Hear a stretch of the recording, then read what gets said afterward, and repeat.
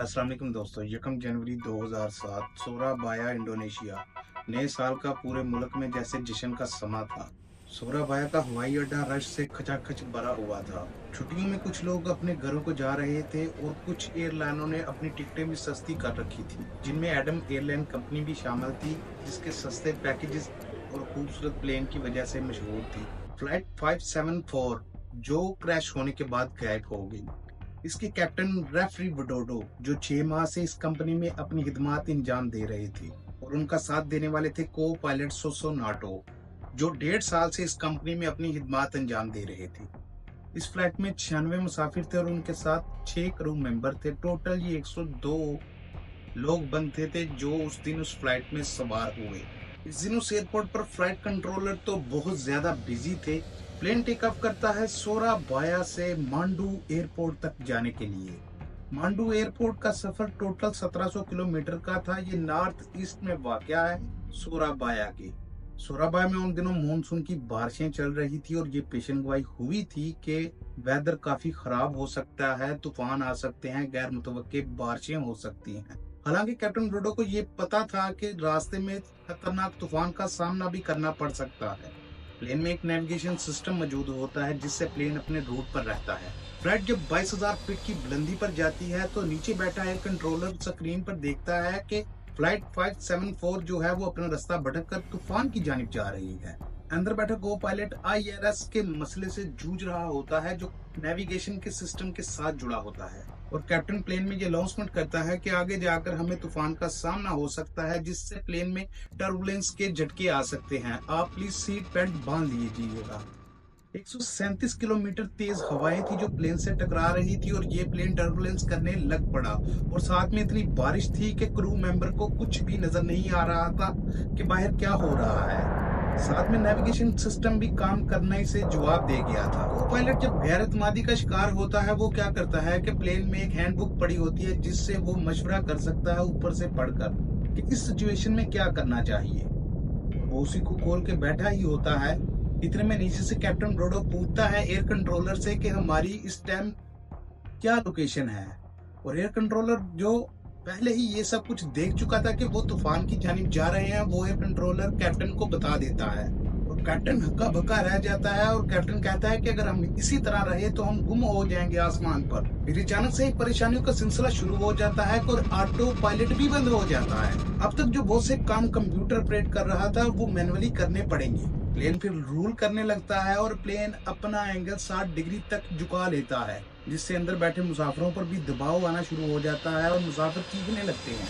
Plane full speed से जो ऊपर की तरफ जा रहा होता है, प्लेन स्लोली स्लोली अपनी नोज को नीचे करने लगता है। इतने में एक और अलार्म बज उठता है जिससे ये साबित होता है कि प्लेन की अब स्पीड जो है वो आवाज की रफ्तार तक पहुंच गई है, जो जमीन की तरफ बढ़ता चला जा रहा है। एयर कंट्रोलर स्क्रीन की जानिब देखता है कि अचानक से फ्लाइट 574 गायब।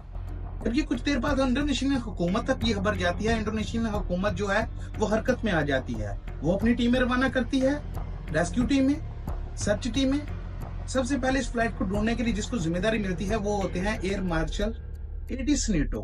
बाद में एडम कंपनी के ही इन्वेस्टिगेशन इंचार्ज वीनस फ्रांस, जो इस इन्वेस्टिगेशन का हिस्सा बनते हैं जब तक ये प्लेन या प्लेन का मलबा कहीं से मिल नहीं जाता। इस एयरलाइन को ढूंढने के लिए सारी टीमें अपने काम में जूं की तू जुड़ जाती हैं। सबसे पहले देखा जाता है कि रडार पर प्लेन ये कहां पर गायब हुआ। मगर एक सवाल पैदा होता है कि अगर रडार पर प्लेन गायब भी हो जाए तो प्लेन सैकड़ों किलोमीटर तक उड़कर कहीं पर जाकर भी यहाँ तो क्रैश हो सकता है या खो सकता है, और इस जगह का सही तयन नहीं हुआ। 3000 सरकारी एम्प्लॉय और सोल्जर मिलकर इसकी सर्च कर रहे हैं, जिसमें US नेवी के बहरी जहाजों का भी इस्तेमाल किया गया है।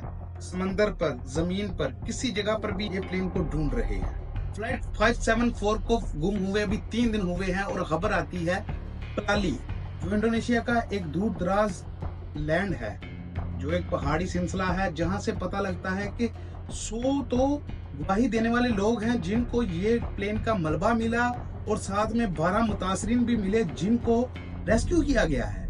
क्या होता है कि हुकूमती टीमें जब वहां पर पहुंचती हैं तो उनको जब पूछा जाता है, जो मुतासरीन थे, वो मुतासरीन का तो पता चलता है कि उनका फ्लाइट 574 से कोई ताल्लुक ही नहीं। हुकूमत फिर शर्मिंदा होकर वहां से लौट आती है। जो इस फ्लाइट में गायब हुए थे उनके घर वालों को कोई आसमीत लग गई थी, किसी का कजन, किसी की बहन, किसी की बीवी, किसी की माँ। कहीं से तो पता लगा कि मिल गई है, उनकी उम्मीदें टूट कर रह जाती हैं। और दिन बाद एक कश्ती साहिल पर आती है जो अपने जाल में मलबे का एक पीस लेके आती है जो जहाज का पर होता है। वो जहाज के पर को जब ये इंडोनेशियन एयरबेस पर लेके जाते हैं, वहां पर सर्च करते हैं, जहाँ पर फ्रांस वीनस पक्का करते हैं कि ये उसी प्लेन का मलबा है। जहाँ पर ये पक्का हो जाता है कि ये प्लेन समंदर में गिरकर क्रैश हुआ है और इसकी लोकेशन का भी कुछ आइडिया मिल जाता है। मगर एक मुसीबत थी। मुसीबत क्या थी कि ये प्लेन जहाँ पर गिरा था वहां पर समंदर 6500 फीट गहरा था। वहां पर कोई गोताखोर तो जा नहीं सकता था और ये नहायत ही कॉस्टली था, जिस पर हुकूमत का ख्याल था कि एडम एयरलाइन इसके अखराजात बर्दाश्त करेगी। मगर एडम एयरलाइन ने इससे नजरें चुरा ली और इस मसले को हल करने के लिए ज्यादा से ज्यादा नेगोशिएशन करनी पड़ी और वो हुकूमत से और एडम एयरलाइन से नेगोशिएशन कर 7 माह बाद ये फैसला होता है कि कुछ अखराजात एडम एयरलाइन बर्दाश्त करेगी और कुछ अखराजात हुकूमत बर्दाश्त करेगी। बाद में फ्रांस वीनस ये तय करते हैं कि अब इसका किसी न किसी को ठेका देना पड़ेगा। जैसे सादी जुबान में बोले, किसी कंपनी को ठेका दिया जाता है जो गहरे समंदरों में इसकी रिसर्च को जारी रख सके अपने इलेक्ट्रिक औजारों के साथ। ये ज्यादा हरचीला होने की वजह से एक कंपनी थी जिसके साथ इनका ठेका होता है, वो अमेरिकन कंपनी होती है फोनिक्स। इसके साथ 7 दिन का कॉन्ट्रैक्ट होता है। अगर 7 दिन में इस जहाज का कोई अता पता चला तो ठीक, नहीं तो ये कंपनी 7 दिन बाद अपना पैसा लेगी और बगैर काम के ही इस मुल्क से चली जाएगी।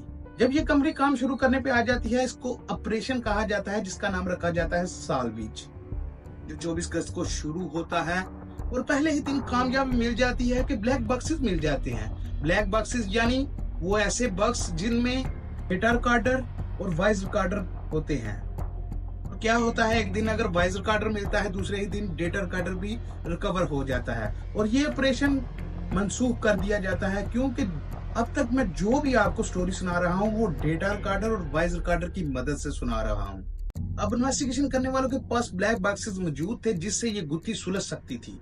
जब ये ब्लैक बॉक्सेस मिले तो उस टाइम ब्लैक बॉक्सेस की ये हालत थी कि वो 60% तक तो उनकी हालत ही खराब थी, क्योंकि ये प्लेन जब सीधा आकर समंदर पर हिट करता है उस टाइम इसकी रफ्तार बहुत जैसी रफ्तार होती है।